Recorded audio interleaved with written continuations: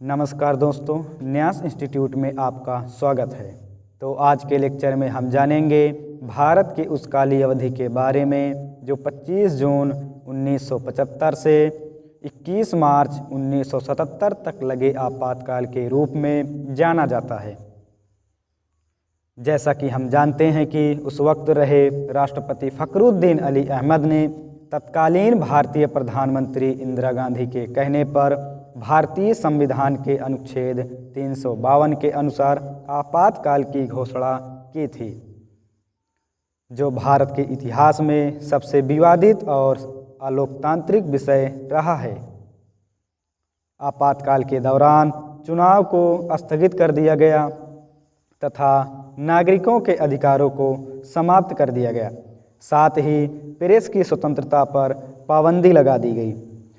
प्रधानमंत्री के बेटे संजय गांधी के नेतृत्व में पुरुषों का जबरन नसबंदी का अभियान चलाया गया। इतिहास में 25 जून को काली अवधि के रूप में जाना जाता है। आइए जानते हैं इस आपातकाल के पृष्ठभूमि को। 1967 और 1971 के बीच तत्कालीन प्रधानमंत्री इंदिरा गांधी ने संसद में बहुमत के द्वारा सत्ता और राजनीति को केंद्रीकरण कर दिया। इंदिरा गांधी केंद्रीय मंत्रिमंडल के बजाय उन्होंने सचिवालय के भीतर ही केंद्र सरकार की शक्तियों को केंद्रित किया। सचिवालय मंत्रिपरिषद की तरह ही एक स्वतंत्र निकाय के रूप में कार्य करता है एवं सामूहिक रूप से जिम्मेदार होता है। सचिवालय के सचिवगण किसी खास मंत्री के सचिव न होकर संघ सरकार के सचिव होते हैं। इंदिरा गांधी के प्रमुख सलाहकार और प्रधान सचिव परमेश्वर नारायण हक्सर के हाथों में सत्ता की चाबी होती थी, क्योंकि इंदिरा गांधी पीएन हक्सर पर सबसे अधिक भरोसा करती थी। इंदिरा गांधी सरकार को उस वक्त जनता का व्यापक समर्थन प्राप्त था, जिसमें 1969 में बैंकों का राष्ट्रीयकरण तथा 1970 में 26वें संविधान संशोधन के तहत राजभत्ता या प्रीवी पर्स की समाप्ति अधिक प्रभावी थी।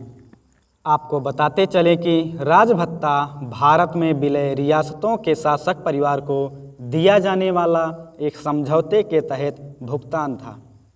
1970 के आम चुनाव में गरीबी हटाओ का नारा इंदिरा गांधी की तरफ जनता को अत्यधिक आकर्षित किया, जिसका परिणाम हुआ कि विशाल बहुमत 518 में से 352 सीटों के साथ जीत दर्ज की। दिसंबर 1971 में भारत पाकिस्तान युद्ध में पूर्वी पाकिस्तान, जिसे हम बांग्लादेश कहते हैं, इंदिरा की सरकार में स्वतंत्रता मिली। इसके फलस्वरूप उन्हें अगले ही महीने भारत रत्न से नवाजा गया। 1975 की तपती गर्मी में आपातकाल की पृष्ठभूमि तैयार होनी शुरू हो गई, जिसमें इलाहाबाद उच्च न्यायालय के उस फैसले ने, जिसमें इंदिरा गांधी को चुनाव में धांधली का दोषी पाया गया, इस फैसले ने एक चिंगारी को ज्वाला बनने पर महत्वपूर्ण भूमिका निभाई। वर्ष 1971 के चुनाव में इंदिरा गांधी ने अपने प्रतिद्वंदी राजनारायण को शिकस्त देकर चुनाव जीता था। चुनाव के 4 साल बाद राजनारायण ने इलाहाबाद हाई कोर्ट में चुनाव को चुनौती दी। अपनी याचिका में राजनारायण ने दलील दी कि चुनाव में इंदिरा गांधी ने सरकारी तंत्र तथा निर्धारित पैसे से अधिक पैसे खर्च किए हैं। इन आरोपों को सही करार देते हुए हाई कोर्ट ने अपने फैसले में इंदिरा गांधी को 6 साल तक के लिए किसी भी पद को संभालने पर रोक लगा दी।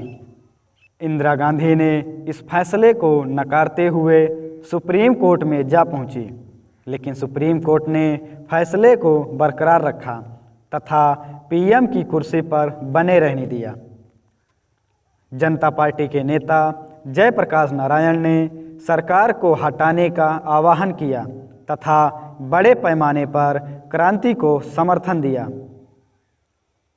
सरकार इन क्रांतिकारी आंदोलन को देखते हुए बिना किसी चेतावनी के 25 जून 1975 को आपातकाल की घोषणा कर दी। आपातकाल की घोषणा के साथ ही जयप्रकाश नारायण, मोरारजी देसाई, चरण सिंह, आचार्य कृपलानी आदि सभी विपक्षी नेताओं को गिरफ्तार कर लिया गया। ये तो रहा आपातकाल की कहानी। मिलते हैं अगले लेक्चर के साथ। तब तक के लिए धन्यवाद।